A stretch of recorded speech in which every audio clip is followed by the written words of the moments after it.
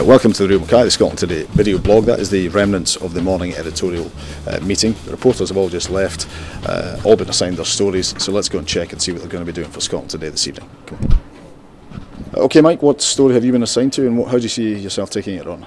Rather a sad story this morning, John. Reports of a Scottish girl we think who's been killed, sadly, in South America whilst on a gap year.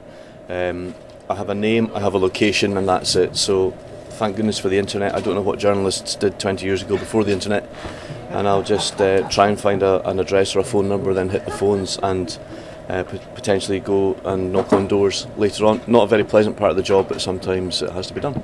Okay, Mike, good luck with that. Sharon, what story are you on today? I am working on a kind of news feature on the demolition of the high-rise flats in Glasgow. So we'd organised to get into some of the high-rises in the Gorbals, which are currently being stripped for demolition. So I don't know when it's going to be featured, don't know when it's going to go out today, don't know really. So a lot of that dictated by what you actually come back with, is that how it'll work? You'll get a better flavour once you get there. Better flavour once we get out, once we see what kind of pictures we can get, and based on the interviews really today, whether we need to add to them or not. So, but lots of tapes here, lots of archive tapes, lots of everything. All of this might come together at some point. Well, we'll see if it happens this evening. Thanks, Sean. Karen, what story have you been assigned today? Well, I'm just halfway through reading it actually in a newspaper, but it's about a soldier, Royal Scots Borderers, who was sent to Iraq, had a bit of a breakdown, emotional, physical difficulties, was receiving treatment at a rehab centre in Glasgow when seemingly he was yanked off the antidepressants, sent back to Iraq to guard the then Defence Secretary John Reid. So simply a case of trying to have get a chat with the guys. Him, yes, his mum said it should never have happened. She's a trained psychologist. She said it should never have happened. The state that he was in, he shouldn't have been handling a gun at all. Never mind me sent back to Iraq, so I'll see what I can get. Okay, we'll see how it goes this evening. Thanks, Karen. Now, Laura, you've not been assigned a story today as such. What's your role today? I am producing the bulletins, the 11 o'clock and the lunchtime. Now, it used to be that people came in very early for the GMTV bulletins. We've changed that because we're not doing the GMTV anymore. So what's your shift pattern to produce these? Well, basically I come in at 7 o'clock in the morning, kind of look over the papers, start thinking about a running order for the morning. Hopefully the late shift have left something over which has been held for today, which they've done today, which is great. So yeah, then kind of series of meetings with the producers just to see what's on the agenda, and then at this time just start getting on. Head down and get on with it. Exactly, head down until say half 2, and that's me.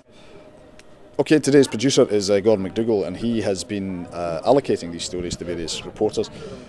Two things, Gordon. What dictates what stories we're doing, and what person you assign to do them? I suppose with two things really. I mean, if it's anything sort of political, then it naturally goes to our political editor, Bernard, Michael, or Ray, or Jamie. So, I mean, the big politics story today is the COSLA meeting that's in St Andrews, and Bernard's on his way up there just now. The council, or announce the council tax rates. Yeah, all the opposition leaders are there as well. So Bernard will obviously cover that and give us an analysis of that, and Jamie will put the package together. So that one kind of naturally falls into their lap. There's two other political stories about, one in the papers about the Barnett formula, which doesn't tend to win a lot of people to the programme, but it's obviously an important issue.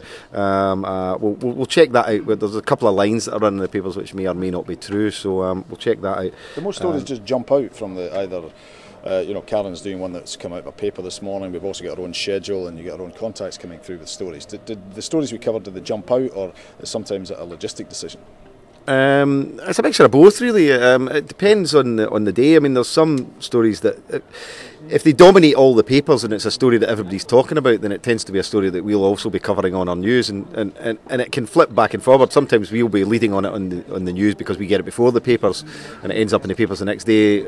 Other days it's in the papers, and then it ends up in the telly that night. So it really just depends on the story. I think some reporters will bring stories in.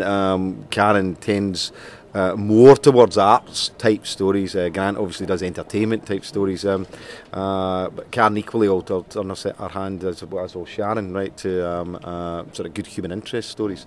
And tends to be more court stories tend to go the way of Dave Cowan and go the way of Mike Edwards. But that said, it's a mixture of what people are on rota that day, who's in, and what stories are around, and which ones we think people will actually give us a decent treatment on. So I mean, there'll be some stories that people have an interest in and have perhaps done before, right? So they'll get it again. Yeah. There'll be other stories that people have maybe done to death, and we think, well, let's give somebody else a shot. Yeah. So sometimes that's it's not uncommon to come out of this meeting with stories allocated to find that what goes on air that evening is completely different. Completely different, yeah. Right. Throw it up in the air, and it's a different programme that ends up on air. You know, it's it depends really on. I mean, with the resources that we have, we obviously try and go for bankers and try and go for stories that we know we'll definitely get for 6 o'clock, because you've got that deadline every day.